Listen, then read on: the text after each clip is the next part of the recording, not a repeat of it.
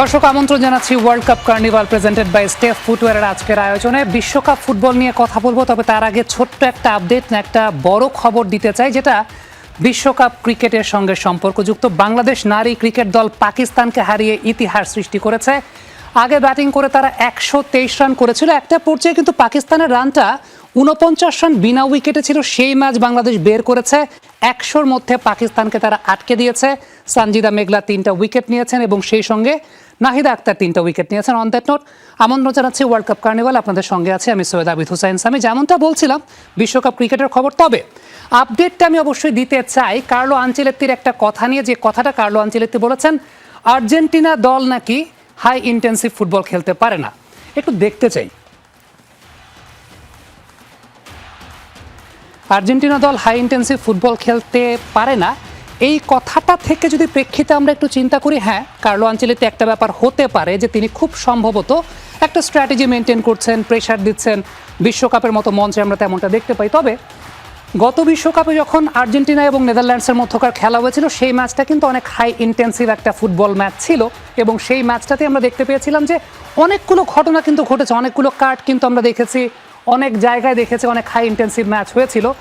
ঠিক এই পর্যায়ে আমরা আমাদের আজকের দিনের অতিথি যারা আছেন তাদের সঙ্গে আমরা যুক্ত হব, তবে তার আগে মূলত আমরা আরেকটা ব্যাপারে কথা বলতে চাই, সেটা হচ্ছে ফ্রান্সের সঙ্গে আর্জেন্টিনার যে ফাইনাল ম্যাচটা ছিল সেই ম্যাচটার প্রেক্ষাপট একটু দেখতে চাই। এটাও একটা হাই ইন্টেন্সিভ ম্যাচ ছিল। এই ম্যাচটা তো বেশ হাই ইন্টেন্সিভ ফুটবল হয়েছে, বেশ হাই ইন্টেন্সিভ ফুটবল আমরা দেখতে পেয়েছিলাম।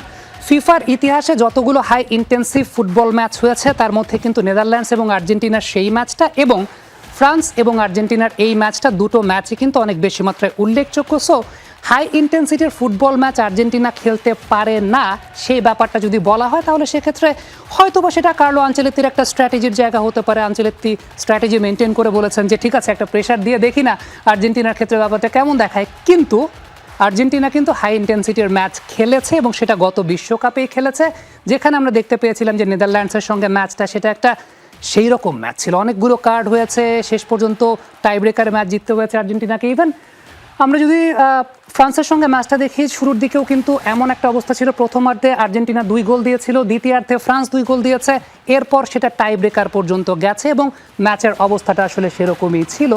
অর্থাৎ একটা জায়গা কিন্তু আমরা দেখতে পেয়েছি, সেটা হচ্ছে আর্জেন্টিনা হাই ইন্টেন্সিটির ম্যাচ খেলতে অভ্যস্ত, আর্জেন্টিনা হাই ইন্টেন্সিটির ম্যাচ খেলেছে, সেই ব্যাপারটা কিন্তু লক্ষ্য করা গেছে। আমাদের সহকর্মী মুজদেবিন তারেক, তার সঙ্গে আমরা যুক্ত হব এবং এই ব্যাপারটা নিয়ে কথা বলতে চাই। ব্রাজিল আর্জেন্টিনার দ্বৈরথের জায়গা, ব্রাজিল আজকে ম্যাচ জিতেছে, সেই ব্যাপারটা নিয়ে সব কিছু মিলে সামগ্রিকভাবে তিনি আসলে কোথা থেকে আমাদের সঙ্গে যুক্ত হচ্ছেন সেই ব্যাপারটা নিয়ে একটু কথা বলবো। তারেক, কার্লো আনচেলত্তি নাকি এমন কথা বলেছেন যে আর্জেন্টিনা হাই ইন্টেন্সিটির ম্যাচ খেলতে পারে না। আমরা একটু আগে দেখাচ্ছিলাম যে আর্জেন্টিনা গত বিশ্বকাপে কিন্তু নেদারল্যান্ডসের সঙ্গে হাই ইন্টেন্সিটির ম্যাচ খেলেছে, ফ্রান্সের সঙ্গে হাই ইন্টেন্সিটির ম্যাচ খেলেছে। এটা কি এক ধরনের কথার লড়াই কিনা, কিংবা এটা কি এক ধরনের স্ট্র্যাটেজিক্যাল জায়গা কিনা, মানে কার্লো আনচেলত্তির একটা স্টাইল কিনা যে আলটিমেটলি আগে একটা আর্জেন্টিনাকে প্রেশার দিয়ে দিচ্ছেন? নিঃসন্দেহে ইসলামী ফুটবল তো শুধু মাঠে লড়াই না, এটা মনস্তাত্ত্বিক লড়াই এবং এখানে প্রতিপক্ষ বা যেহেতু ব্রাজিল এবং আর্জেন্টিনা চিরপ্রতিদ্বন্দ্বী এবং কার্লো আনচেলত্তি তিনি নিজে একটা প্রেসারে আছেন। আমার মনে হয় যে তিনি নিজেকে রিলিফ করার জন্য বা স্কালোনিকে একটু চাপে ফেলার জন্য হয়তো এমনটা বলে থাকতে পারে, কিন্তু যেটি তিনি বলেছেন তার পক্ষে কিন্তু খুব বেশি যুক্তি নেই, কারণ এই আর্জেন্টিনাকে নিয়ে আপনি দেখাচ্ছিলেন পরিসংখ্যান, আমি দেখছিলাম, সেটি হচ্ছে যে গত বিশ্বকাপে তারা যেভাবে ট্রফিটা নিয়েছে নেদারল্যান্ডসের বিপক্ষে, যে ম্যাচটা তারা খেলেছে হাই ইন্টেন্সিভ ফুটবল বলেন বা ফ্রান্সের বিপক্ষে ম্যাচ তো স্মরণকালে যদি হিসেব করা যায় কয়েকটা ম্যাচের মধ্যে একটা হবে এবং সেই জায়গায় নার্ভ ধরে রাখা এবং এগিয়ে গিয়ে সমতায় থেকে আবার এগিয়ে যাওয়া, এইগুলো আর্জেন্টিনা শুধু যে বলবো যে গত কাতার বিশ্বকাপে করেছে তা না, তারা কিন্তু দেখেন এই তাদের এই সাফল্যের যাত্রাটা একটা লম্বা সময় কিন্তু তারা মেনটেন করছে। আপনি একদম ফিনালিসিমা বলেন, কোপার 2টা শিরোপা বলেন এবং আর্জেন্টিনা কাতার বিশ্বকাপ তো পুরো টুর্নামেন্টটাই তারা অসাধারণ খেলেছে এবং এবারের বিশ্বকাপের শুরুটাও একদম সেখান থেকেই তারা করেছে। আমার মনে হয় যে মেসির আর্জেন্টিনার এই দলটা, বিশেষ করে তাদের যে মিডফিল্ড, আপনি ওইদিন আপনার একটা প্রতিবেদন দেখছিলাম যে এবারে বিশ্বকাপের সবচেয়ে শক্তিশালী মিডফিল্ড কিনা, সেটি একেবারে অস্বীকার করার কোনো সুযোগ নেই। যদি বলেন ডি পল, ম্যাকালিস্টার এবং ফার্নান্দেজ, তারা যেভাবে সেতু বন্ধনের কাজটা করেন ডিফেন্সের সাথে এবং মেসিকে আপনি মেসির যে গোলটা ডিপল যেভাবে তৈরি করতে, সবকিছু মিলে আমি আনচেলত্তির এই কথার সাথে একেবারেই একমত নই। সামি, ব্রাজিল আজকে জয়ের ধারায় ফিরেছে, তারা জিতেছে, আগের ম্যাচটা ড্র করেছিল। সবকিছু মিলিয়ে আবারও যদি জিজ্ঞেস করি কমার্শিয়াল পয়েন্ট অফ ভিউ থেকে, ব্রাজিল আর্জেন্টিনা দুটো দলে কিন্তু ট্র্যাকে, অর্থাৎ আর্জেন্টিনা অলরেডি একটা ম্যাচ জেতা ছিল আগে থেকেই, ব্রাজিল জিতেছে, so they are on track. সবকিছু মিলিয়ে আবারও জানতে চাইবো যে আমেজটা আসলে বিশ্বকাপের দেখতে পাচ্ছেন কেমন, বিশেষ করে ব্রাজিল আজকে জেতার পরে। ব্রাজিলের এই জয়টা খুব বেশি দরকার ছিল। এটা সমর্থকদের জন্য যতটা, তার চেয়ে বেশি ব্রাজিলের দল, ব্রাজিল দল এবং কোচ কার্লো আনচেলত্তি সব মিলে এই জয়টা বেশি দরকার ছিল। এবং যে একটা গোল করার বা গোল পাওয়ার, বিশেষ করে তাদের আক্রমণ ভাগ নিয়ে যে কিছুটা সমস্যা তারা ফেস করছে, ইনজুরি সমস্যা, নেইমার নেই বা যারা আছেন তারা খুব একটা ছন্দে নেই, রাফিনিয়াও তিনি কিছুটা ছিটকে গেছেন, হ্যামস্ট্রিং ইনজুরিতে পড়েছেন। সব মিলে এই ব্রাজিলের দলটাকে তাদের যে চেনা ছন্দ সেটাকে ফিরতে হলে তাদের জন্য এই জয়টা অনেক বেশি দরকার ছিল। এবং বিশ্বকাপে আমরা ব্রাজিল ম্যাচে দর্শক প্রতিক্রিয়াও দেখাচ্ছিলাম যে এখানে শুধু আমার খুব ইন্টারেস্টিং একটা বিষয় মনে হচ্ছে যে আমি কালকে অনেক আর্জেন্টিনার সমর্থক দেখেছি, তারা আর্জেন্টিনার জার্সি পরেই তারা খেলা দেখতে এসেছে এবং ব্রাজিলের সমর্থকদের ঠিক পাশে বসেই তারা খেলা দেখেছে এবং পুরোটা সময় ব্রাজিলকে তারা সমর্থন করেছেন এবং তারাও চান যে ব্রাজিল এই রেসে টিকে থাকুক, বিশ্বকাপের নকআউট স্টেজ এবং পরবর্তী ধাপগুলো তারা টিকে থাকুক। আমি বেশ কয়েকজনের সাথে কথাও বলেছি, ফুটবলের সৌন্দর্য এবং লাতিন ফুটবলের সৌন্দর্য এবং আর্জেন্টিনা এবং ব্রাজিল এই দৌড়টা টিকে রাখার জন্য তারা, যদিও আর্জেন্টিন সমর্থকরা বেশ কনফিডেন্ট এই মুহূর্তে বিশ্বকাপে এখন পর্যন্ত, তারা একটু ব্রাজিলকে মানসিকভাবে সাপোর্ট দিচ্ছেন, সমর্থকরা বিশেষ করে ব্রাজিলের সমর্থকের পাশে বসে খেলা দেখছেন। তারাও চাচ্ছেন যে এই দৌড়টা থাকুক, এই দৌড়টা থাকলেই বিশ্বকাপের সৌন্দর্যটা থাকে, রংটা থাকে এবং পাশাপাশি ফ্রান্স এবং বিশ্বকাপের অন্য যারা শিরোপার দাবিদার আছে তারাও নিঃসন্দেহে তারা ভালো করছে। তবে সেই অর্থে ইংলিশ সাপোর্টারদের আমরা বেশ দেখেছি, ডালাসে তারা একটা ম্যাচ খেলেছে ক্রোয়েশিয়ার বিপক্ষে এবং তাদের একটা আধিপত্য আছে। বাকি সেই অর্থে কিন্তু খুব বেশি সমর্থক একসাথে জড়ো হওয়া বা সেই উন্মাদনাটা খুব একটা চোখে পড়ে না। যে কারণেই বলছি যে আর্জেন্টিনা এবং ব্রাজিলের টিকে থাকাটা এই বিশ্বকাপের জন্য সবচেয়ে বেশি দরকার ফিফার জন্য, যেটা আপনি কমার্শিয়াল কথা বলছেন। এবং আমার তো একটা জিনিস সবসময় মনে হয় যে আমি নেইমার, মেসি এবং রোনালদো এই তিন তারকা বিশ্বকাপ খেলুক, এটা এই তিন দেশের চেয়ে সবচেয়ে বেশি চায় ফিফা। কারণ এই তিন ব্র্যান্ড, এই ফুটবলের তিন তারকা থাকলে এই বিশ্বকাপের আমেজ এবং উন্নতি এবং কমার্শিয়াল ভ্যালুটাও অনেক বেশি বেড়ে যায়। সামি, তারেক, আরেকটু জিজ্ঞেস করতে চাইবো যে অনেকে একটা কথা বলে যে ফিফা তাদের রেফারিদেরকে এরকম একটা ইনস্ট্রাকশন দিয়ে দেয় লেজেন্ড প্লেয়ারদেরকে একটু এক্সট্রা বিট অফ ফেভার করার জন্য, এরকম অনেক কথা শোনা যায়, সোশ্যাল মিডিয়াতেও পাওয়া যায়। আপনি তো এমন একটা জায়গায় আছেন, বিশ্বের বিভিন্ন দেশের জার্নালিস্টরা আছে, ফুটবলের সঙ্গে সংশ্লিষ্ট যারা আছেন তারা কি এই ব্যাপার নিয়ে কথা বলেন? আসলে তাদের মধ্যে কি এই সমস্ত ব্যাপার নিয়ে কথা হয়? সেখান থেকে আসলে কি উঠে এসেছে? আমি এখানে ব্রাজিল এবং আর্জেন্টিনার প্রচুর গণমাধ্যম কর্মী আমরা এখানে দেখি এবং তারা কিন্তু এইসব বিষয়ে একেবারেই, আর আপনি মেসি বা রোনালদো বা নেইমারকে ফিফা একটু ফেভার করবে, তাদের ব্যাপারে একটু ইতিবাচক থাকবে, এটা দিয়ে তারা তারকা হবেন, দলকে জেতাবেন, এটা চিন্তা করাটা আসলে অমূলক আমার কাছে মনে হয়। এটা শুধু মেসি না, আমি বলবো যে রোনালদো এবং নেইমার সবার ক্ষেত্রে। কারণ মেসি তিনি এই ফেভার পাওয়ার আগেই তিনি মহাতারকা, তিনি তার যা অর্জনের সবকিছুই অর্জন করেছেন, এখানে এসে রেফারি তাকে একটু সুবিধা দিবে। আর এখন টেকনোলজির একদম ন্যানো সেকেন্ডে আপনি এখানে এডিট করার কোনো সুযোগ নেই, সেখানে রেফারি আপনাকে অন্যায়ভাবে সুযোগ দিবে এবং সেই সুযোগে আপনি 3টা গোল করে দিবেন। এটা চিন্তা করাটা আসলে আমার কাছে মনে হয় যে আমরা হয়তো একটু অপরিপক্ক চিন্তা করছি এবং যার যে মেধা, যার যে যোগ্যতা সেটাকে একটু অবমূল্যায়ন করা হয়। নিঃসন্দেহে মেসির দিকে স্পটলাইটটা অনেক বেশি ছিল, তিনি 3টা গোল করেছেন দেখে। এই ম্যাচে যদি মেসি গোল না করতেন তাহলে দেখতেন এই ফাউল নিয়ে খুব একটা কথা হতো না, কিন্তু তিনি যে 3টা গোল করেছেন, দলকে দারুণ উন্নত সূচনা দিয়েছেন, সেই ক্ষেত্রে এই যে রেফারি ইস্যু বা বিতর্কিত এই জিনিসগুলো করা হচ্ছে। তবে এই আধুনিক টেকনোলজির যুগে ফিফা একদম বললাম তো যে প্রতিটা ন্যানো সেকেন্ডে সিনারিও কিন্তু দর্শকদের সামনে চলে আসছে। এখানে আসলে এইভাবে অন্যায় বা একটু ফেভার করা, এটা চিন্তা করাটা একটু বাড়াবাড়ি আমার কাছে মনে হয়। একই ক্ষেত্রে এটা রোনালদো বা নেইমার আরো যারা ভালো এখন করছেন, এমবাপ্পের কথা বলছি, এমবাপ্পে বাড়তি সুবিধা পাবেন, এটা ভাবাটা ঠিক না। এবং ব্রাজিলিয়ান গণমাধ্যম এই যে গ্লোবের, তাদের শুধুমাত্র 200 জন গণমাধ্যম কর্মী এসেছেন এই বিশ্বকাপ কাভার করতে, তাদের সাথেও কথা বলেছি, তারা এইসব বিষয় নিয়ে একেবারেই, মানে আমরা যেভাবে চিন্তা করি তারা আসলে এত দূর এইসব বিষয় নিয়ে তারা চিন্তা করে, তারা শুধু ফুটবলটাই চিন্তা করে। তারেক, আপনাকে অসংখ্য ধন্যবাদ আমাদের সঙ্গে যুক্ত হওয়ার জন্য। এবারে আমরা আমাদের আজকের দিনের অতিথিদের সঙ্গে যুক্ত হতে চাই। আমাদের সঙ্গে দুইজন অতিথি এসেছেন যারা নোয়াখালী থেকে ঢাকায় এসেছেন, আমাদের এই অনুষ্ঠানটা অ্যাটেন্ড করছেন। তাদের সঙ্গে পরিচিত হতে চাই। নোয়াখালী বিজ্ঞান ও প্রযুক্তি বিশ্ববিদ্যালয়ের দুজন স্টুডেন্ট এবং সেই সঙ্গে আহমেদ বিন পারভেজ তো আমাদের সঙ্গে আছেন। আমরা কদিন আগে নোয়াখালী বিজ্ঞান ও প্রযুক্তি বিশ্ববিদ্যালয়ের একটা চমৎকার ফ্ল্যাশ মব দেখেছিলাম। সেই ফ্ল্যাশ মবটা যমুনার পর্দায় আপনারা উপভোগ করেছেন। একটু আপনাদের পরিচয়গুলো একটু আগে জানতে চাই, যে কে কে আছেন আমাদের সাথে। আমি আছি মোহাম্মদ নাহিদ পারভেজ, সভাপতি নৈপ্রবি চলচ্চিত্র সংসদ। আমি আছি প্রীতম দে, আমি নোয়াখালী বিজ্ঞান ও প্রযুক্তি বিশ্ববিদ্যালয় ফিল্ম সোসাইটির হেড অফ পারফরমেন্স উইংয়ে আছি। ওকে পারভেজ, আপনার গতকালকের প্রেডিকশনটা কিন্তু মিলেছে। আপনি 4-1 বলেছেন, যদিও তারপরে যদি আমি চিন্তা করি 3 গোলের ব্যবধানে ব্রাজিল জিতেছে। So ultimately you are on.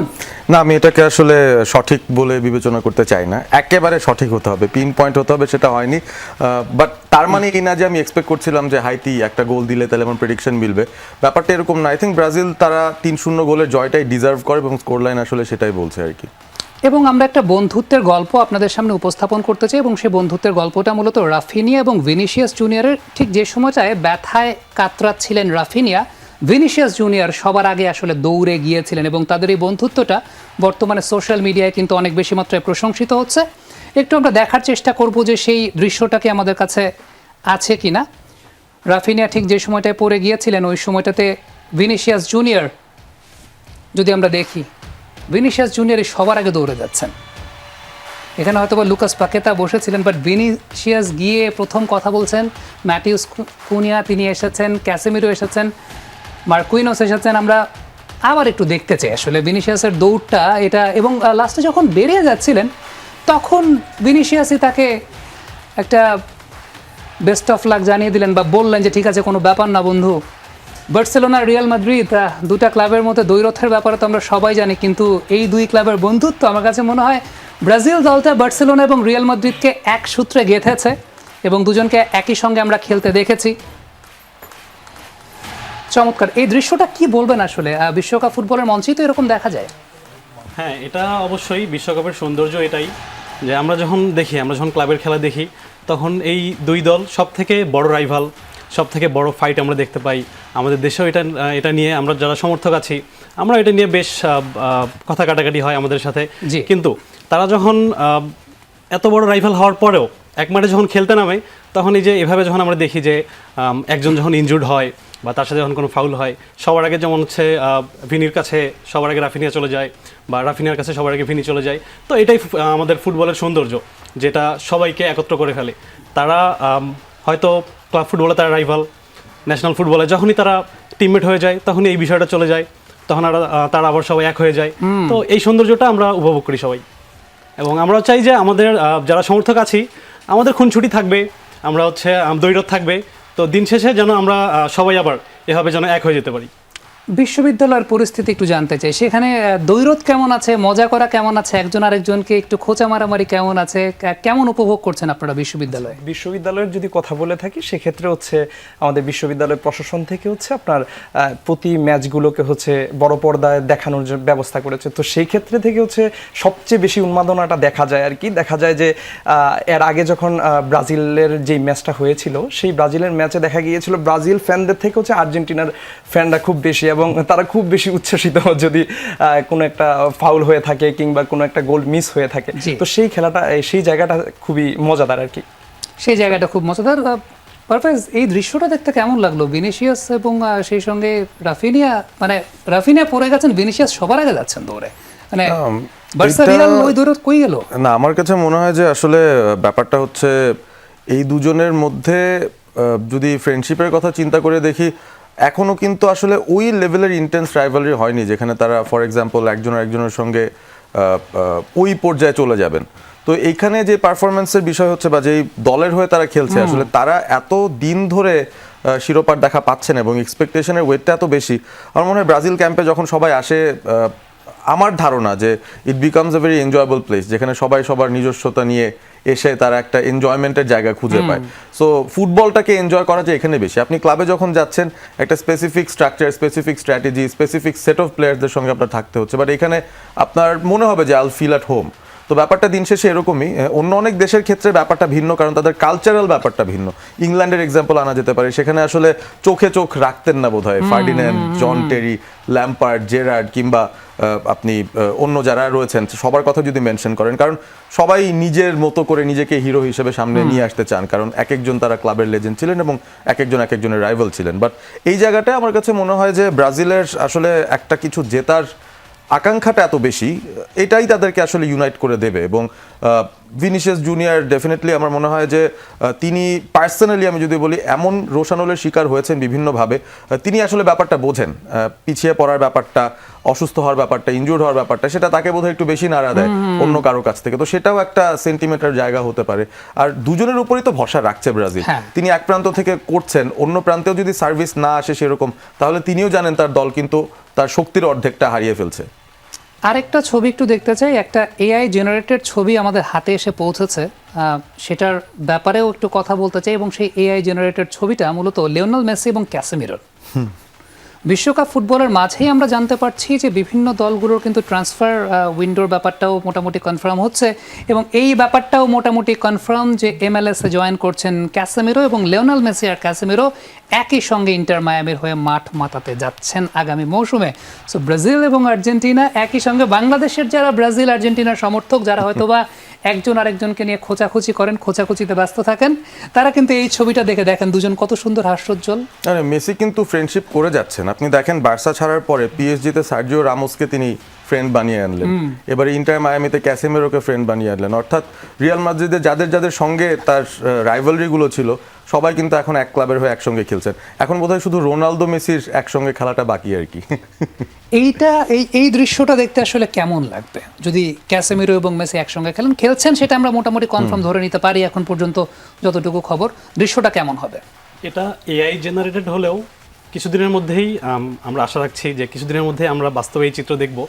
তো এটা একটু বিস্ময়কর, কারণ আমরা এতদিন ফুটবলে দেখে আসছি যে মেসি এবং ক্যাসেমিরো যখনই একসাথে এক মাঠে খেলছে, তো আমরা দেখছি যে ভিন্ন দুই দলে, হ্যাঁ, ভিন্ন দুই দলের তাদের মধ্যে বেশ অনেক বড় রাইভালরি এবং অনেক কিছু ডেঞ্জারাস ট্যাকেল করতে আমরা দেখছি। তো যখন এই দুইজনকে যখন একসাথে দেখি, তখন বিষয়টা একই সাথে বিস্ময়ের এবং একই সাথে আনন্দের। ঠিক আগে যেমনটা বললাম, ভাই যেমনটা বললো যে মেসির সাথে রোমেরোর এবং মেসির সাথে রামোসের ফ্রেন্ডশিপ, এইটা আমরা কখনো দেখবো, এটা আমরা কখনো কল্পনা করি নাই। আমাদের জন্য এই জিনিসটা অনেক বেশি বিস্ময়কর ছিল। এবং একই সাথে যেমন আমি ব্যক্তিগতভাবে বার্সেলোনা সাপোর্ট করি, তো আমার মাথার মধ্যে একটু থাকে যে আচ্ছা রামোস ও তো হচ্ছে অনেক ডেঞ্জারাস ট্যাকেল করে মেসিকে বা পছন্দ করে না এরকম। তো এরপরে যখন আমরা এটার বাইরে গিয়ে যখন দেখি যে দুইজন এক টিমের হয়ে যখন খেলে একটা লক্ষ্য নিয়ে, তখন এটা আসলে দেখতে অনেক ভালো লাগে। আমার কাছে এটাই হচ্ছে মানে ফুটবলের প্রপার সৌন্দর্য আর কি। কেমন লাগবে এটা দেখতে? সেটা তো অবশ্যই ভালো লাগবে, কারণ আমাদের মধ্যে যে দুই দেশ আর্জেন্টিনা কি ব্রাজিল, কে কোন দল সাপোর্ট করলো সেটার উপরে ভিত্তি করে যে আমাদের মধ্যে একটা দ্বন্দ্বের তৈরি হয়, সেই দ্বন্দ্বের অবসান ঘটবে এবং আশা করি যে পরবর্তীতে সবাই একসাথে মাতবে, একসাথে দেখবে মায়ামিতে দুজন খেলছে। কিন্তু সেই দ্বন্দ্বের অবসান কি আসলে কখনো হবে? আসলে এটা সম্ভব? এটা যখন ক্লাবে যখন হবে তখন সীমিত সময়ের জন্য হয়তো বা দ্বন্দ্বের অবসান ঘটতেও পারে, কিন্তু যখন আবার সেই আর্জেন্টিনা এবং ব্রাজিলের যখন বিশ্বকাপটা চলে আসবে, সে মুহূর্তে আসলে এই দ্বন্দ্ব মনে হয় না কখনো যাবে। তবুও আমরা একসাথে দেখতে পারবো, সেটাই সবচেয়ে আনন্দকর বিষয় আর কি। ওকে, পারভেজ, যদি আজকের ম্যাচ নিয়ে কথা বলতে চাই, কারণ জানি সবার আগ্রহটা আজকের ম্যাচ নিয়েই থাকবে। ব্রাজিল এবং হাইতি 3-0 গোলে ব্রাজিল জয়লাভ করেছে। গতকালকে আমরা অনেক সমীকরণ মেলাচ্ছিলাম যে 7-1 গোলে সর্বশেষ জিতেছিল। ব্রাজিল জিতেছে, কতটুকু মন ভরিয়ে জিতেছে, ওভারঅল একটু আপনার কাছে শুনতে চাই একটা সামারি। আমার কাছে মনে হয় যে ব্রাজিলের শুরুটা বেশ ভালো ছিল, তবে যে কোনো কিছু এক্সপ্লেন করার আগে আমাদের এই ব্যাপারটা বুঝতে হবে যে হাইতি আসলে কিভাবে খেলতে এসেছিল, কারণ তাদের খেলার ধরনের রেসপন্স হিসেবে ব্রাজিল বেসিক্যালি চেষ্টাটা শুরু করেছে। হাইতি শুরু থেকে দেখছিলাম তাদের ফরমেশন ছিল 5-4-1, কাগজে কলমে 5 জন ডিফেন্ডারই ছিলেন, কিন্তু প্রবলেম হচ্ছে তারা মাঠটাকে ছোট করে আনার জন্য বেশ বড় একটা হাই লাইন মেনটেন করে তারা খেলছিলেন, তাদের নিজের পোস্ট থেকে অনেক সামনে এগিয়ে খেলছিলেন। এবং শুরু থেকে আমরা দেখছিলাম ব্রাজিল বেশ কিছু আক্রমণ করার চেষ্টা করেছে যেখানে একটুর জন্য অনসাইড হননি, অফসাইডের ফাঁদে বারবার পড়ছিলেন। তো অনেকভাবেই ডেসক্রাইব করা যায় ব্যাপারটাকে, বলা যেতে পারে যে হাইতি একটা অফসাইড ট্র্যাপ সেট করছিল ব্রাজিলের জন্য, মাঠটাকে ছোট করে এনে ব্রাজিলের পাস দেওয়ার যে স্পেস সামনে সেটাকে কমিয়ে এনে তারা ব্রাজিলের হাফ থেকে বল রিট্রিভ করার চেষ্টা করছিল, তবে খুব একটা সফল হয়েছে বলে আমার মনে হয়নি এবং খুব বেশি সময় লাগেনি হাইতির হেড কোচের বুঝতে যে আসলে স্ট্র্যাটেজিটা কাজ করছে না, কারণ ওরকমই একটা সিচুয়েশন থেকে যেখানে হাইলাইন তারা রেখেছে ব্রাজিল কিন্তু অ্যাটাকে গিয়ে তাদের প্রথম গোল পায়, দ্বিতীয় গোল পায়, তৃতীয় গোলটাও যখন পেয়ে যায় আমার মনে হয় ততক্ষণে অলরেডি হাইতি ম্যাচ থেকে ছিটকে গেছে। দ্বিতীয় অর্ধে তারা কিছুটা কামব্যাক করার চেষ্টা করেছে, 4 at the ব্যাকে গিয়েছে, তারা ওই হাইলাইনের স্পেসটার পেছনে রাখেনি এবং ব্রাজিলও মনে হয়েছিল যে টেম্পোটা একটু কমিয়ে এনেছে, কারণ 38তম মিনিটে যখন রাফিনিয়া ইনজুর্ড হয়ে চলে গেছেন তখন কিন্তু একটা শঙ্কা ভর করেছে যে আমাদের এমনিতেই ইনজুরি সংকট আছে, ফার্দার আর বেশি অ্যাগ্রিভেট করার দরকার নাই, 3টা পয়েন্ট পেয়ে যাব, 3 গোল দিয়ে ফেলেছি, যতটা safe and sound neat and clean একটা খেলা শেষ করে ফেলা যায়। তো ব্রাজিলেরও সেকেন্ড হাফে ইন্টেন্সিটি কমে গিয়েছিল, বাট মেইন যে বিষয়টা আমার কাছে মনে হয় যে ব্রাজিল ওই চ্যালেঞ্জটা ফেস করেনি যে একটা টিম কেপ ভার্ডের মতো ফর এক্সাম্পল যারা স্পেনের এগেনস্টে লো ব্লক একেবারে ন্যারো ডিফেন্সিভ একটা শেপের স্ট্রাকচারে দাঁড়িয়েছিল, ওরকম কোনো চ্যালেঞ্জ কিন্তু ব্রাজিলকে অন্তত প্রথম 3 গোল দেওয়ার সময় ফেস করতে হয়নি। সো সেটা তাদের জন্য এক প্রকার লাক বলবো, দে ওয়ান দ্য ট্যাকটিক্যাল ব্যাটল, মানে হাইতি যে প্ল্যান নিয়ে এসেছিল সেই প্ল্যানটা তাদের জন্য একেবারে ব্যাকফায়ার করেছে। আপনাকে এই জায়গায় আমি পুরো ফ্লোরটা দিয়ে দিব, আমাদের কাছে বেশ কিছু উপস্থাপনার জায়গা আছে, তার আগে একটু ওনাদের কাছ থেকে ছোট্ট করে জানতে চাই আপনি কোন টিমের সাপোর্টার আগে সেটা বলেন। যদি ন্যাশনাল টিমের কথা বলি তাহলে আমি আর্জেন্টিনার সাপোর্টার। ওকে, আজকে কেমন লাগলো ব্রাজিল যে জিতলো 3-0-তে? আজকেরটা আমাদের জানা ছিল যে ব্রাজিল জিতবে। হাইতি ব্রাজিলের থেকে তুলনামূলক অনেকটাই দুর্বল টিম, Definitely ranking difference অনেক বেশি। অনেক বেশি ডিফারেন্স, তো জানা ছিল যে হচ্ছে ব্রাজিল জিতবে। যদিও দুর্ভাগ্যবশত ম্যাচটা আমি দেখতে পাইনি, আমি উঠে হাইলাইট দেখছি সকালে ঘুম থেকে উঠে। তো এটা হচ্ছে খুব একটা আশ্চর্যের কিছু নাই, এবং কিছুক্ষণ আগে আপনি যেটা বললেন আমিও চাই যে আর্জেন্টিনা এবং ব্রাজিল যতদূর পর্যন্ত সম্ভব এই দুটো দল যেন একসাথে থাকে, কারণ আমরা গত ফুটবলে দেখছি, গত ওয়ার্ল্ড কাপেও, তো যে কোনো একটা দল যখন বিশ্বকাপ থেকে বের হয়ে যায় তখন আমাদের যারা বাংলাদেশি সাপোর্টার আছি আমাদের জন্য বিষয়টা একটু দুঃখের হয়ে যায়। তো আমরা চাই যে গ্রুপ স্টেজ 2 টিমই ভালোভাবে শেষ করে পরের স্টেজে যাক, এরপরে হচ্ছে। কোনো বন্ধুকে বলেন নাই যে হাইতির সঙ্গে জিতেই এত খুশি হচ্ছে, এরকম কোনো কিছু বলেন নাই? একজনকে বলছিলাম, কারণ যখন হচ্ছে গত ম্যাচে যখন মেসি হ্যাট্রিক করে তখন আমি ফেসবুক থেকে একটা পোস্ট করছিলাম, তো হচ্ছে আমাকে ইনবক্সে বলছিল যে ও আচ্ছা এটা তো অনেক দুর্বল টিম, র্যাঙ্কিং এ 27 নম্বর, তো ওদের সাথে জিতে এটা আবার এমন কি মাত্র 3 গোলের ডিফারেন্সে। তো ওকে আমি বলছিলাম যে এটা 27 হলে এটা তো আরো অনেক পিছনে, অনেক বেশি দুর্বল টিম, তো এই টিমের সাথে হচ্ছে 3 গোলের ডিফারেন্সে জেতা এটা তো খুব একটা কঠিন কিছু না। তো জাস্ট ওই একজনকে একটু পিঞ্চ। আপনি কোন টিমের সাপোর্টার? আমি ব্রাজিলের। আপনি কিছু বলবেন তাকে? অবশ্যই বলবো, বলেন, কারণ আমি শুনতে চাই। এই ক্ষেত্রে তো কোন টিম ছোট কি কোন টিম বড় সেটা দেখার চেয়ে সবচেয়ে বড় বিষয় যেটা তাদের মানে তারা কোয়ালিফাই করে আজকে বিশ্বকাপ খেলতে এসেছে, তো সেই ক্ষেত্রে হচ্ছে প্রতিপক্ষ যেই হোক না কেন, সে দুর্বল হোক কিংবা স্ট্রং হোক, সেই দিকটা দেখার আগে সবার প্রথমে দেখা উচিত যে সে আমার প্রতিপক্ষ, এবং তার বিরুদ্ধে আমি হচ্ছে মূলত একটা রণক্ষেত্রের মধ্যে যুদ্ধ করে আমি জিতেছি। এবং আমাদের এত কনফিডেন্স ছিল যে 45 মিনিটে যখন 3টা গোল অলরেডি দিয়ে দিয়েছে, এরপরে আমি আর দেখার মানে প্রয়োজন বোধ করি নাই, এইভাবেই জিতবে। আর কিন্তু একটা মনে খুবই থেকে যায়, আমরা আগের যখন 2022-এ যেই ফুটবল বিশ্বকাপ হয়, আমি একজন কড়া আপনার ব্রাজিল সাপোর্টার হয়েও আমি কিন্তু খুব মনে মনে দোয়া করেছিলাম যে আর্জেন্টিনা এবার যাতে পায়, তাদের যেন মানে যেই অপূর্ণতাটা সেটা যাতে শেষ হয়ে যায়, মেসি যেন একটা কাপ নিয়ে অন্তত বিদায় হয়। কিন্তু এই জিনিসটা আমি কেন জানি আর্জেন্টিনা যত ফ্যান আছে তাদের কাছে পাচ্ছি না। তাদের শুধু একটাই চিন্তা ভাবনা, তাদের একটা চিন্তা ভাবনা, তোমাদের তো 20 বছর হয়ে গেছে, এবার যদি হয় তাহলে হচ্ছে হেক্সাটা হয়ে যাবে, হয়তো কাপ নিতে পারো নাই কিন্তু না নেওয়ার হেক্সাটা হয়ে যাবে। তো সেইখান থেকে ওনারা কখনোই আমাদের শুভকামনা করেন না বা জানান না। ওকে, আমাদের প্রোডিউসার তিনি একজন বিশিষ্ট আর্জেন্টিনার সমর্থক, তিনি বলছিলেন যে তার মানে ব্রাজিলের নাকি হেক্সা কমপ্লিট হচ্ছে, সেই ডিবেটে আমরা আসবো, তার একটা বিরতির সময় আছে, একটা বিরতি নিচ্ছি। আবার আমন্ত্রণ, ওয়ার্ল্ড কাপ কার্নিভাল দেখছেন। আমি বলছিলাম বিরতির আগে যে আমরা ম্যাচ নিয়ে অ্যানালাইসিস করবো, আমরা একটু ফরমেশনটা দেখতে চাই, আসলে হাইতি কোন ফরমেশনে নেমেছিল। খুবই হাইলাইন ডিফেন্স, এটা তো মূলত আসলে ম্যাচ সামারিটা সেইটা না, আমরা একটু পরের কার্ডটায় যাব। জাস্ট এই জায়গায় যদি দেখি 5 জন ডিফেন্ডার নিয়ে তারা নেমেছে, সামনে 4 জন, তার সামনে 1 জন, এবং ব্যাপক লেভেলের হাইলাইন ডিফেন্স। পারভেজ, এই ধরনের স্ট্র্যাটেজি আমার মনে পড়ে যে 2022 বিশ্বকাপে আর্জেন্টিনা সৌদি আরব ম্যাচে মনে হয় এরকম হাইলাইন আমরা দেখেছিলাম। সো এটার কোনো বিশেষ কারণ ছিল আসলে? আমার কাছে মনে হয় যে ধরেন একটা মাঠের পুরো যে দৈর্ঘ্যটা রয়েছে সেটাকে কাভার করার জন্য যদি আপনার টিম কেপেবল না হয়, ফর এক্সাম্পল আপনি পুরোটা জায়গা কাভার করতে পারছেন না, বা আপনার সেই ব্যাপারটা নিয়ে আপনি শঙ্কিত যে মাঠটাকে আপনার ছোট করে আনতে হবে, বিকজ পুরো পরিধি নিয়ে খেললে আপনার নিজেরই আসলে প্রতিপক্ষের হাফে যাওয়াটা কঠিন হবে। তো তখন আপনি কি করবেন, আপনার লাস্ট লাইন যেটা আছে সেটাকে যত উপরে নিতে থাকবেন মাঠটা কিন্তু ছোট হতে থাকবে, কারণ তাদের পেছনে প্রতিপক্ষের কোনো প্লেয়ার কিন্তু আগে থেকে দাঁড়াতে পারবেন না, he will be of side. So মূলত এরকমই একটা পরিকল্পনা হয়তো ছিল যে হাইতি একটা ওয়াল দাঁড় করাবে কিন্তু সেটাকে ওপরের দিকে রাখবে যেন মাঠের পরিধিটা ছোট হয়ে আসে। এখানে দেখেই বুঝতে পারছেন যে পেছনে প্রচুর জায়গা, কিপার এবং ডিফেন্সের মাঝখানে তারা স্পেস খালি রেখেছে, সেই ঝুঁকিটা তারা নিয়েছে মাঠটা ছোট রেখে, এবং এই ঝুঁকিটা তাদের কাজে দেয়নি। কেন?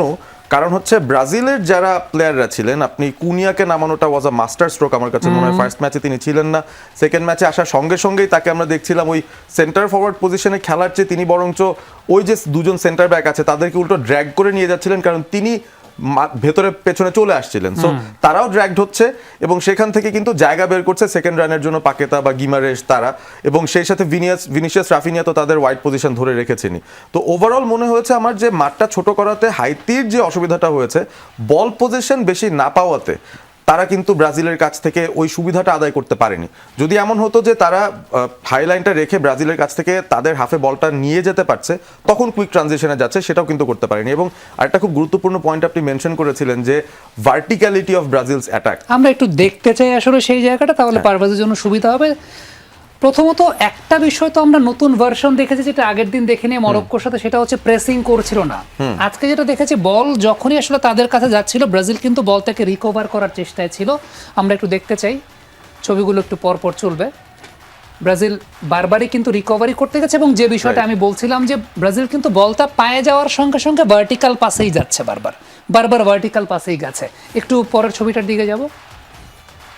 এই যে এইসব পজিশনগুলোতেও আমরা আসলে দেখি যে ক্লোজ প্রক্সিমিটিতে কিন্তু হাইতিরও অনেক প্লেয়াররা আছেন, বাট প্রবলেমটা হচ্ছে ব্রাজিলের ভার্টিক্যাল পাসিং এর কারণে তারা কিন্তু তাদের শেপ লুজ করতে বাধ্য হয়েছে। একটা ফ্ল্যাট 5 ছিল না, একটু 19-20 করে তারা বিভিন্ন পজিশনে আছে, বাট যখন একটা পাস তাদের কোনো একটা লেয়ারকে বাইপাস করে যায়, মিডফিল্ডের 4 জনের লেয়ারকে সাপোজ বাইপাস করে গেল, তখন কিন্তু হঠাৎ করে অনেকজন প্লেয়ার ইনঅ্যাক্টিভ হয়ে গেলেন, খেলাটা তাদের পেছনে হচ্ছে।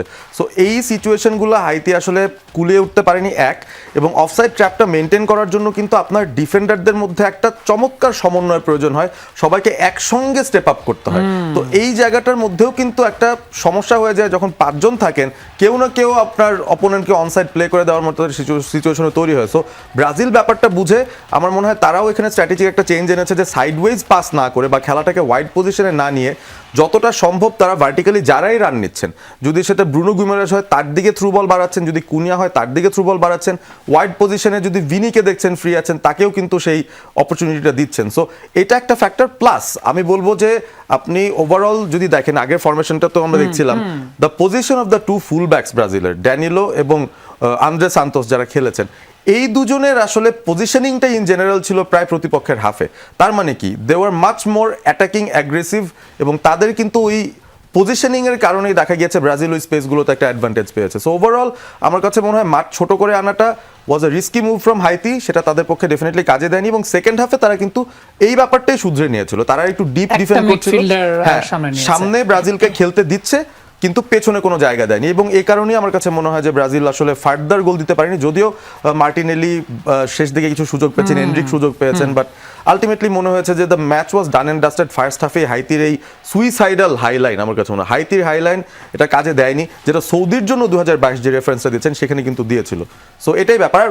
অবভিয়াসলি ব্রাজিল যদি এই পজিশনেও সাইড ওয়াইজ পাসিংটা করতো কাজে দিত না, তারা ভার্টিক্যালিটিতে গিয়েছে বলেই তারা এটার অ্যাডভান্টেজটা আসলে নিতে পেরেছে। সো ব্রাজিল কি অ্যাডভান্টেজটাই পেয়েছে আসলে হাইতির এই হাইলাইনের জন্য? এই হাইলাইনটা মেইনটেইন, যেমন হচ্ছে আমরা দেখতে পারছি যে বার্সেলোনাতে হান্সি ফ্লিক আসার পর থেকে আমরা দেখতে পাইছি যে বেশ বড় একটা হাইলাইন ডিফেন্স মেইনটেইন করে বার্সেলোনা খেলছে, এবং এরেঙ্গিস্টে সবগুলো বড় দলকেই মোটামুটি নাকানি চুবানি খাওয়ানো হয়েছে, রিয়াল মাদ্রিদ থেকে শুরু করে বায়ার্ন মিউনিক সবগুলো দল কিন্তু বার্সেলোনা এই ট্যাকটিকে যথেষ্ট সাকসেসফুল ছিল। কিন্তু আমরা খুব ভালো মতোই জানি যে এটা অনেক রিস্কি একটা মুভ, এটার জন্য আমাদের ডিফেন্স, আমাদের মিডফিল্ডকে অনেক বেশি স্ট্রং থাকতে হয়, যদি প্রপার টিম ওয়ার্ক এখানে না হয়, কারণ এটা অনেক রিস্কি একটা মুভ। যে ঠিক আছে আমরা এই ট্যাকটিকে আগাচ্ছি যে ওইদিকে গোল হলেও যেন প্রথম পাসটা অফসাইড হয়ে যায়। তো এখানে হচ্ছে ডিফেন্স এবং মিডফিল্ড সবাইকে অনেক বেশি স্ট্রং থাকতে হয়, ইন্ডিভিজুয়ালি প্রত্যেকটা প্লেয়ারকে অনেক বেশি ভালো খেলতে হয়। তো আমার যেটা মনে হয় যে সবসময় এটা কাজ করে না, এই জিনিসটার জন্য অনেক লম্বা সময় হচ্ছে এই জিনিসটা প্র্যাকটিস করতে হয়। বড় বড় টিমের সাথে যদি এমন হইতো যে হাইতি বড় বড় টিমের সাথে খেলার সুযোগ পাইছে, সেখানে তারা হচ্ছে এই ট্যাকটিকটা অ্যাপ্লাই করতে পারছে, প্র্যাকটিস করতে পারছে প্রপার। তো আমার মনে হয় যে ব্রাজিলের মতো শক্তিশালী টিমের এগেনস্টে এই ট্যাকটিকে হাইতি, উনি যেটা বললেন যে ফার্স্ট হাফে বেশ ভালো রকমই হচ্ছে তারা ব্যর্থ হয়েছে। Suffer করেছে। হ্যাঁ, Suffer তো করেছে। এখানে আমি একটা জিনিস অ্যাড করতে চাই, ইম্পর্টেন্ট পয়েন্ট বার্সেলোনাকে নিয়ে আসা। এখানে বার্সেলোনার ডিফেন্ডারদের ওই রিকভারি পেসটা নিয়েই কিন্তু আসলে হান্সি ফ্লিক কাজ করেন। আপনি যখন হাইলাইনে খেলছেন, সাপোজ অন সাইডে একজন চলে গেলেন, ওই ডিফেন্ডারের কিন্তু সেই রিকভারি পেস থাকতে হবে দৌড়ে গিয়ে তাকে আটকে দেওয়ার, True. তাকে আটকে দেওয়ার। সো হাইতির যেই ডিফেন্সিভ সেটআপ ছিল, আমি কিন্তু গতকালই বলছিলাম তাদের একটা হাইট ফ্যাক্টর আছে, they are big strong people, but pace কি আছে? নেই। নেই। সেন্টার ব্যাকের যদি পেস না থাকে, আপনি রিকভারি পেস না থাকলে আপনি তো পারবেন না, হাল ছেড়ে দেবেন।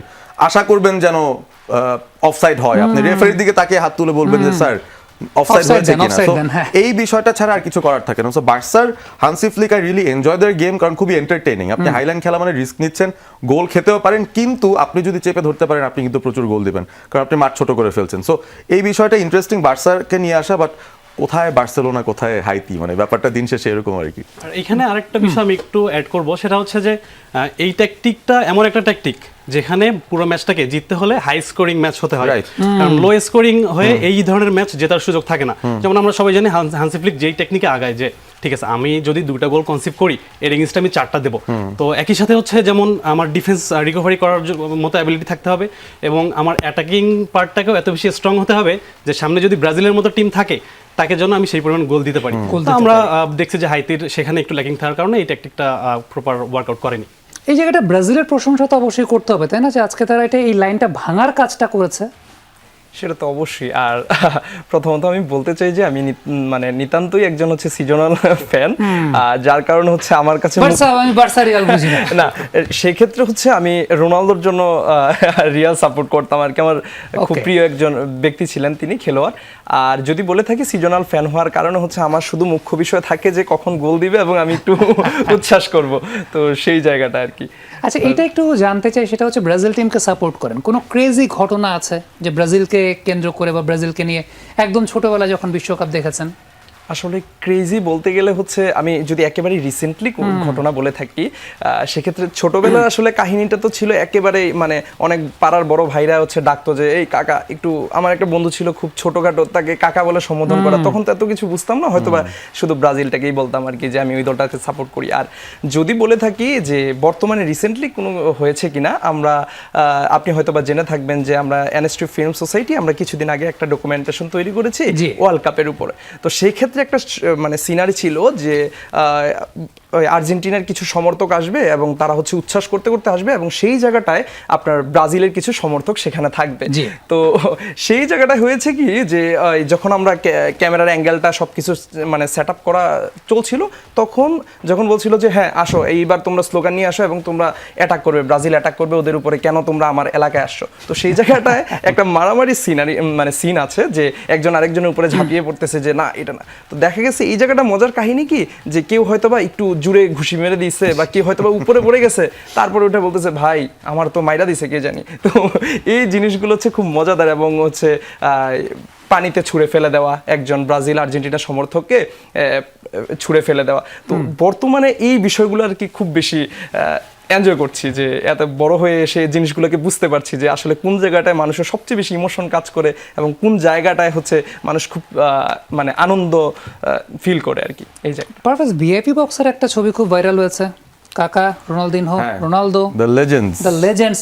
আপনার স্মৃতি একটু জানতে চাই এদেরকে নিয়ে, মানে আমরা যারা 90s কিড আমাদের তো অনেক স্মৃতি।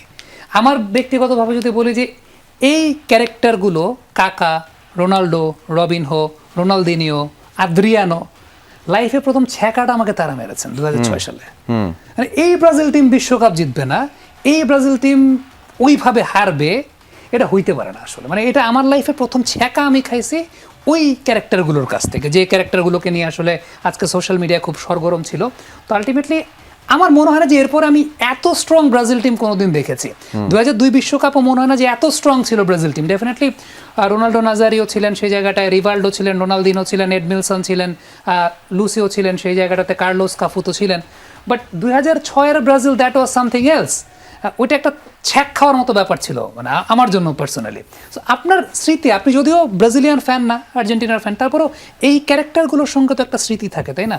অবশ্যই। এবং এখানে ইন্টারেস্টিং ব্যাপার যেটা আমি আসলে আমার বুঝ হওয়ার পর থেকে, যত দিন থেকে আমি বুঝি খেলা, আমি অলরেডি ব্রাজিলকে 2বার ট্রফি জিততে দেখেছি, 94 তারপর 2002। সো আমার আসলে ব্রাজিলের জন্য আলাদা করে সফট কর্নার কাজ করতো না, কারণ আমার মনে হতো যে ক্রিকেটে যেমন অস্ট্রেলিয়া, ফুটবলে তেমন ব্রাজিল, তারা জিতছে ব্যাপারটা বোরিং হয়ে যাচ্ছে, হাল্লার মানে মজা এখানে লাগে। ইন্টারেস্ট নাই কোনো। ইনফ্যাক্ট 98-এ যখন ফ্রান্স জিতেছিল, আমার মনে হচ্ছিল যে আমি খুব খুশি হচ্ছি কোনো এক কারণে, মানে মোর দেন আর্জেন্টিনা ফ্যান। আমার তখন মনে হতো যে একটা স্ট্রং টিমকে কেউ হারাচ্ছে, তার পক্ষ নেওয়াটা ভালো। বাট এটা ডিনাই করার কোনো উপায় নেই যে সেই সময়টা রোনাল্ডো নাজারিও যা করতেন, বিশেষ করে ব্রাজিলের জার্সিতে কি করেছেন সেটা নিয়ে আমি আলোচনা করবো না, বিকজ সেখানে আসলে তার চেয়ে নেইমারের রেকর্ড অনেক বেশি সমৃদ্ধ বা পেলের রেকর্ড অনেক বেশি সমৃদ্ধ। ক্লাব ফুটবলে আমি তাকে যা করতে দেখেছি অ্যাজ আ স্ট্রাইকার, তার মতো এত কমপ্লিট স্ট্রাইকার, কমপ্লিট একজন ফরওয়ার্ড, এরকম একটা বডি বা ফিজিক্যাল স্ট্রাকচার নিয়ে, এটা কিন্তু ইটস টোটালি ন্যাচারাল আমার কাছে মনে হচ্ছে। এবং ন্যাচারালি তিনি এত ট্যালেন্টেড যে কোনো কিছু দিয়ে তাকে ডিনাই করার কোনো উপায় নাই। এবং আমি মনে মনে চাইতাম যে ম্যানচেস্টার ইউনাইটেডে যদি কোনো দিন তিনি আসেননি। তিনি সিরিয়াতে খেলেছেন, লা লিগাতে খেলেছেন, বাট আনফর্চুনেটলি আমরা ইংলিশ প্রিমিয়ার লিগে তাকে দেখতে পাইনি। সিমিলার কেস কাকার কেস। তিনি one of the rarest players যিনি বার্সেলোনা রিয়াল মাদ্রিদ দুপক্ষেই খেলেছেন। লুইস ফিগো এবং রোনালদো সবচেয়ে বড় দুটো নামের কথা যদি বলি, আরো আছেন, বাট এই দুজনকে সবচেয়ে হাই প্রোফাইল ধরা হয় যে দুটো ক্লাবের হয়ে খেলেছেন, যেটা আবার একটা বেইমানি করার মতো ব্যাপার আর কি। হ্যাঁ, এক দল থেকে আরেক দলে যাওয়া।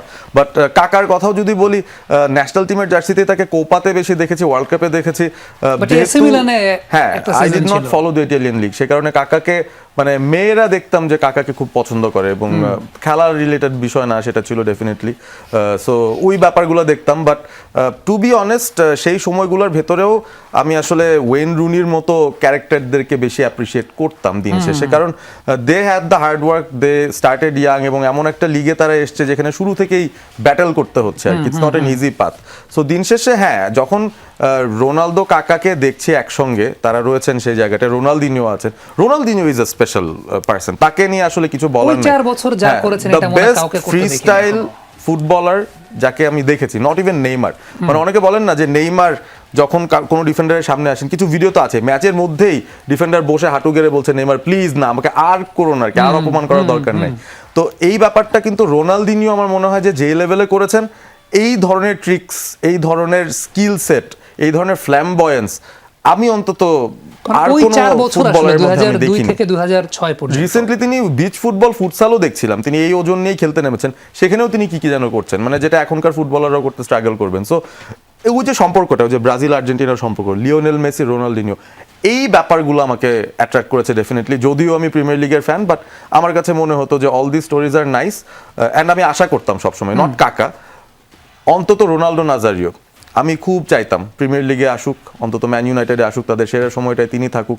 হয়নি, বাট অনেক কিছুই তো আসলে ফ্যান্টাসি থাকে। সো আমি ফিফায় আসলে রোনালদোকে ম্যান ইউনাইটেডে নিয়ে তারপরে ধরেন ভুরি ভুরি গোল Customize করে দিতাম। তারপর গোল দেওয়া এটা হতো। হচ্ছে তাদের রিলেটেড আমার স্মৃতিটা আর কি। বাট রোনালদিনিওকে আমার কাছে সত্যি কথা, মানে ইভেন মোর দ্যান নেইমার, আমার কাছে মনে হয় যে he is the most skilful player that we have ever seen. ব্রেকে যাওয়ার আগে একটু জিজ্ঞেস করবো যে এখন ইউনিভার্সিটিতে মেয়েরা কাকে বেশি পছন্দ করে? আমাদের সময় কাকাকে অনেক বেশি হ্যাঁ, পছন্দ কাকা করতো। ফেমাস ছিল, খুবই কিন্তু পপুলার। এখন কাকে বেশি পছন্দ করে? আমরা খুব ভালো মতোই জানি কাকাকে পছন্দ করার কারণ। হ্যাঁ। মেয়েরা ফুটবল একটু কম ফলো করে ছেলেদের তুলনায়, তো কাকা অনেক সুদর্শন হওয়ার কারণে কাকাকে বেশি ফলো করতো। আর যদিও আর্জেন্টিনা এবং ব্রাজিলের মধ্যে without any comparison Messi is the best player, তারপরেও আমরা দেখি যে বিশাল বড় একটা ফ্যান বেজ মেয়েদের মধ্যে দিবালার সাপোর্ট করে। হ্যাঁ, দিবালার সাপোর্ট করে। দিবালাকে আমরা ওইভাবে রেগুলার স্কোয়াডে দেখিও না, কিন্তু তারপরেও আমরা জানি যে এটার পিছনে কারণ কি। এটা উনি যেভাবে বললেন যে এটার পিছনে কারণ অ্যাকচুয়ালি ফুটবল না, তো দিবালার বেশ বড় একটা ফ্যান বেজ আমরা না, দেখতে আমরাও পাই। যেমন মারিয়া শারাপোভাকে অনেক পছন্দ করতাম টেনিসে, তাই না? হ্যাঁ, সবচেয়ে বেশি টাইটেল তো তার ছিল না, তাই না? হ্যাঁ, তারপর পছন্দ করতাম। মেয়েরা কাকে বেশি পছন্দ করে? আমারও মানে সেই আপনার খুব ক্লোজ বান্ধবী কেউ কি আছে যে কোনো প্লেয়ারকে পছন্দ করে এবং আপনার একটু হিংসা হয় আর কি, যে আরে আচ্ছা, সেই ক্ষেত্র থেকে যদি বলি, আমার কিছু ফ্রেন্ড সার্কেল যারা আছে তারা হচ্ছে মূলত টুকটাক খেলা দেখে থাকে আর কি। একেবারেই যে খেলার বাইরে থেকে অন্য কিছু দেখে তার প্রতি একটা ফ্যাসিনেশন কাজ করা, সেই ক্ষেত্র থেকে না, তবে কিছুটা আর্জেন্টিনার দিকে আর কি ভারটা যাবে, যে যে ভালো খেলে মেসি, ভালো খেলে সেজন্য আমি মেসি মেসি মেসি মেসি। কারণ আমার যত ফ্রেন্ড সার্কেল আছে এর মধ্যে খুব সম্ভবত ব্রাজিল সাপোর্টার একেবারেই মানে নিতান্ত, এবং আর্জেন্টিনাদেরই সবচেয়ে বেশি, এবং যদি প্রিয় বলে থাকে সেক্ষেত্রে হচ্ছে ওকে, আমরা অবশ্যই আলোচনাটা কন্টিনিউ করতে চাচ্ছিলাম, কিন্তু ওই যে মারিয়া শারাপোভার নাম শোনার পরে আমার প্রডিউসার বললেন যে তার একটা বিরতি নেওয়া দরকার। এখন একটা বিরতি নিচ্ছি আমার প্রডিউসারের স্বার্থে, একটা ছোট্ট বিরতি নিচ্ছি। ওয়ার্ল্ড কাপ কার্নিভাল দেখছেন এবং আমরা বিরতির আগে কথা বলছিলাম যে হাইতি অফসাইডের বেশ কিছু ট্র্যাপ সেট করেছিল ব্রাজিলের জন্য। কিভাবে সেই ট্র্যাপ সেট করেছিল এবং ব্রাজিল কিভাবে সেই ট্র্যাপে পা দিয়েছে একটু দেখতে চাই। পারভেজ সেই ব্যাপারটা অবশ্যই বিশ্লেষণ করবেন। যে বিষয়টা আমরা দেখছিলাম যে যখন পায়ে বল ছিল, ব্রাজিল যখন সেই পাসগুলো দেবে, অর্থাৎ আমরা যেটা বলছিলাম যে ভার্টিক্যাল পাসগুলো দেবে, আমরা যদি এই ভদ্রলোককে একটু চিন্তা করি, যে এই পাশে যে ভদ্রলোক আছেন সাদা জার্সি পরে, আমরা পরের ছবিটায় যাব, এর পরের ছবিটায় যাব, পরের ছবিতে গেলে আমরা আর একটু বেটার বুঝতে পারবো। এই ভদ্রলোককে দেখা যাচ্ছিল যে তিনি ইনিশিয়ালি যে পজিশনে ছিলেন ইচ্ছাকৃতভাবে সামনে চলে আসছিলেন যাতে ব্রাজিলিয়ানরা অফসাইডের ট্র্যাপে পড়ে। পরের ছবিটা যাব,